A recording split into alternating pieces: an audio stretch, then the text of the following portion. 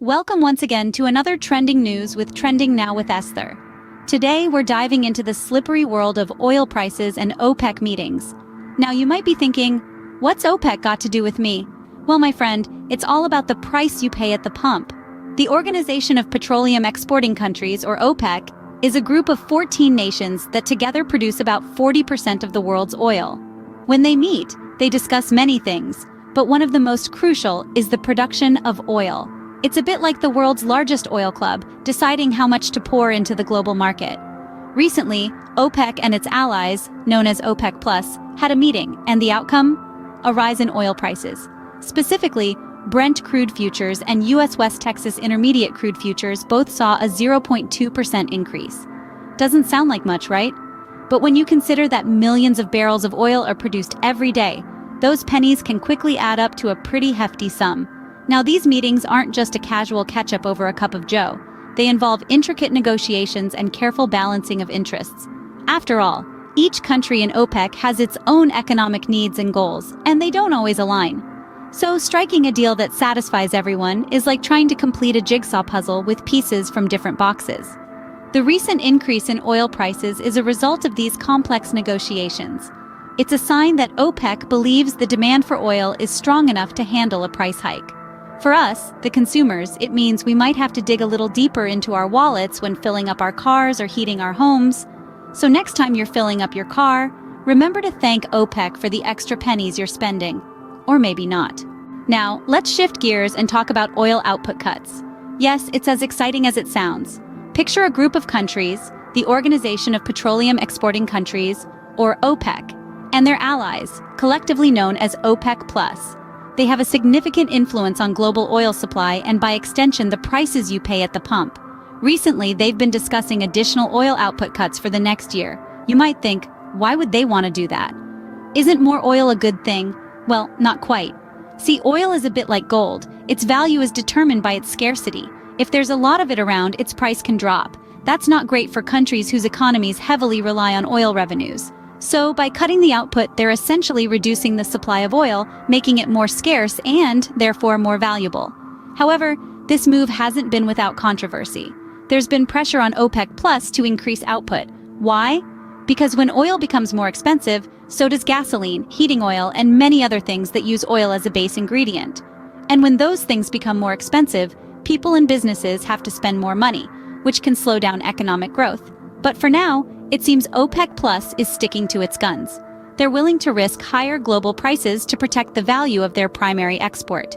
It's a high-stakes game of supply and demand, with OPEC+ holding most of the cards. So if you're wondering why your gas prices are going up, it's not because of that extra-large pizza you ordered last night. It's OPEC's doing. Now let's take a trip to Nigeria. Don't worry, no passports required. As we journey through this West African landscape, we find a country heavily reliant on oil revenue. But it's not all smooth sailing on this oil slick. You see, Nigeria is grappling with a sticky situation of its own: pipeline vandalism and crude oil theft. Imagine this. You have over 5,000 kilometers of oil pipelines. Now imagine these pipelines being consistently vandalized, causing significant losses for the Nigerian National Petroleum Company, Limited. Not a pretty picture, is it? This vandalism isn't just a minor hiccup, it's a significant hurdle. It's like trying to fill a bucket with a hole in the bottom. No matter how much oil Nigeria produces, if it's constantly leaking out through vandalized pipelines, the country's oil revenue takes a hit. And let's not forget about crude oil theft. We're not talking about a couple of barrels here and there. This is large-scale, organized theft, causing a major dent in Nigeria's oil revenue. It's like having a constant drain on your bank account that you can't stop. But it's not all doom and gloom. Despite these challenges, Nigeria remains a key player in the global oil industry. The country is not just sitting back and accepting these problems. It's actively working on solutions to combat pipeline vandalism and curb crude oil theft. It's a tough road, but Nigeria is determined to navigate through these oily problems. After all, in the world of oil, it's all about resilience, isn't it? So, while we're grumbling about gas prices, Nigeria is dealing with its own set of oily problems. Perspective, folks. Now let's hop on a magic carpet and fly to Saudi Arabia and the UAE. Picture this: two powerhouse countries, both with vast reserves of black gold, or as we commonly call it, oil. They've been playing on the same team, the OPEC Plus, for quite some time, but recently things got a little heated. Saudi Arabia, the de facto leader of OPEC, and the UAE, a key member of the group, found themselves in a bit of a tussle. The bone of contention: oil production levels. Saudi Arabia, ever the cautious player, wanted to maintain a tight leash on oil production to keep prices stable. On the other hand, the UAE, eager to capitalize on its heavy investments in oil production capacity, advocated for a higher production ceiling.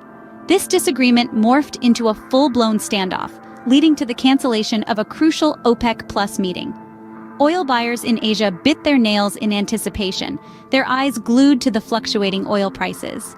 Meanwhile, Brent crude oil prices rallied to above $77 a barrel, the highest since 2018. Quite the cliffhanger, wasn't it?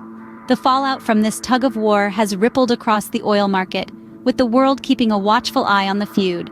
It's like watching a thrilling chess match, where each move could significantly change the dynamics of the global oil market. So it's not just us regular folks who have squabbles. Even oil-rich countries can't always agree. Who knew? Now that we've taken a world tour, let's look into our crystal ball. We've seen how the OPEC meeting's decisions and the ongoing tug-of-war between Saudi Arabia and UAE have affected oil prices and impacted countries like Nigeria.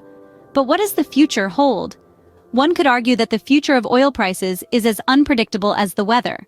However, current events and decisions made by OPEC provide some insight. The organization has shown a tendency to cut oil output to control prices. This trend might continue, especially if the demand for oil doesn't rebound as quickly as hoped due to ongoing pandemic-related uncertainties. On the other hand, the tensions between Saudi Arabia and UAE could lead to unpredictable fluctuations. A united front from OPEC is crucial for maintaining stability in oil prices. Any further disagreements could lead to an oversupply, causing prices to plummet. However, if they manage to reach a consensus, we might see a steady rise in oil prices. Then there's the ever-present wildcard: global events. From geopolitical tensions to natural disasters, anything can send oil prices soaring or crashing in a heartbeat. And let's not forget the increasing shift towards renewable energy sources. As more and more countries commit to reducing their carbon footprint, the demand for oil could decrease, leading to a drop in prices. In conclusion, the future of oil prices is a complex tapestry woven from several threads, including OPEC's decisions, global events, and the shift towards renewable energy. It's a constantly changing landscape that requires constant monitoring. And there you have it, folks, the world of oil prices, OPEC, and how it all affects your wallet. Until next time, keep your tanks full and your spirits high. In the midst of all these economic and geopolitical maneuvers, we want to take a moment to remind you why we bring you videos like this. It's because we believe that knowledge is power. Understanding the world around us helps us make better decisions, whether it's about where to invest, how to plan our finances, or even just how to make sense of the news. This video is brought to you by Trending Now with Esther.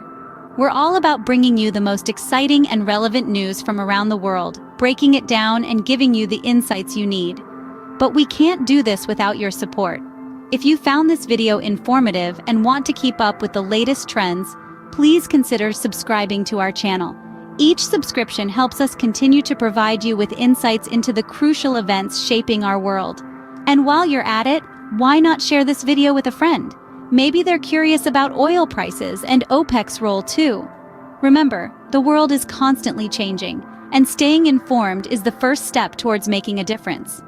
Until our next video, keep your minds curious and your hearts open. This is Esther, signing off.